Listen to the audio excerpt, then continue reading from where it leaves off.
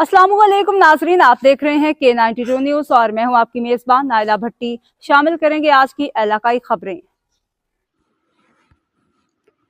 खबर शामिल करते हैं सक्खर से हमारे चीफ स्पोर्ट्स रिपोर्टर रेहान अकरम की इस रिपोर्ट में, जहां सिंध मास रेसलिंग एसोसिएशन के ज़ेर एहतमाम सक्खर स्पोर्ट्स बोर्ड में मास रेसलिंग की एक रोज़ा वर्कशॉप का शानदार इनेकाद किया गया, जिसमें इस उभरते हुए खेल की मकबूलियत और फ़रोग को मज़ीद उजागर किया गया।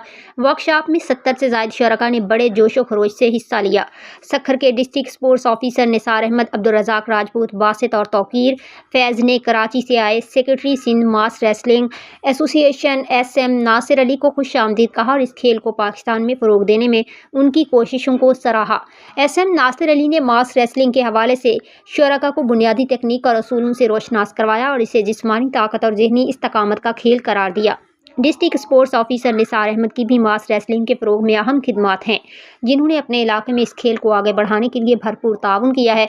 सिंध मास रेसलिंग एसोसिएशन भी तेज़ी से मेहनत कर रही है ताकि इस खेल को मुल्की सतह पर फ़रोग मिले और नौजवान इसमें मज़ीद दिलचस्पी लें। वर्कशॉप के इख्तिताम पर शुरका को असनाद दी गई और SM नासिर अली ने बेहतरीन इंतज़ामात पर मेज़बानों को मुबारकबाद दी।